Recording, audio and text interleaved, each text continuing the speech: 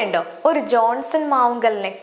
ശബരിമല ആചാര സംരക്ഷണ നാമജപ പ്രതിഷേധ സമരത്തെ ഹൈന്ദവ സമാജം ഒന്നടങ്കം ഏറ്റെടുത്തപ്പോൾ വിളറിപൂണ്ട കേരള രാഷ്ട്രീയം നിഷ്കളങ്കമായ സനാതനധർമ്മത്തെ അവഹേളിക്കുന്നതിനായി കെട്ടിച്ചമച്ച വ്യാജ ചെമ്പോല നാടകത്തിലെ പ്രധാന കഥാപാത്രമാണല്ലോ മോൺസൺ മാവുങ്കൽ. വളരെ സമാധാനപരമായി നടന്നിരുന്ന പ്രതിഷേധ നാമജപ സമരത്തെ ഒരു പെന്തക്കോസ് വിശ്വാസിയായ പോലീസ് മേധാവിയുടെ നേതൃത്വത്തിൽ പോലീസ് വേഷധാരികളായ ഡിവൈഎഫ്ഐക്കാർ അടിച്ചമർത്തുന്നതിനിടയിൽ സുഡാപ്പി സർക്കാർ തട്ടിക്കൂട്ടിയ മറ്റൊരു തിരുട്ടു നാടകത്തിന്റെ തിരക്കഥ രചനയായിരുന്നു വ്യാജ ചെമ്പോല.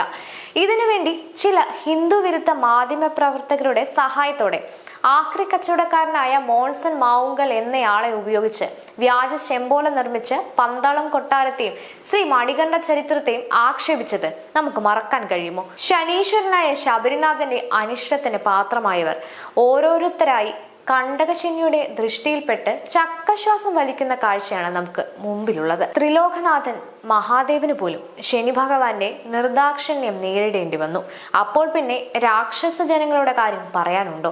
രാക്ഷസ കുലത്തിലെ വമ്പന്മാർ താൽക്കാലിക വിജയം ആഘോഷിക്കുന്നുണ്ടെങ്കിലും ശനി ഭഗവാനിൽ നിന്നും അവർക്ക് രക്ഷപ്പെടാനാകില്ലെന്നാണ് സനാതനധർമ്മ പുരാണങ്ങൾ നമ്മൾ പഠിപ്പിച്ചിട്ടുള്ളത്. തങ്ങളുടെ രണ്ടു കാലിലും ബാധിച്ചിരിക്കുന്ന മന്ദരോഗത്തെ പുറത്തു കാണിക്കാതെ ഒരു കാലിന് മന്തുള്ളവനെ പെരുമന്തൻ എന്ന് വിളിക്കുന്ന വിഭാഗമാണല്ലോ അൽ ജസാറ വേശ്യ മാധ്യമങ്ങൾ.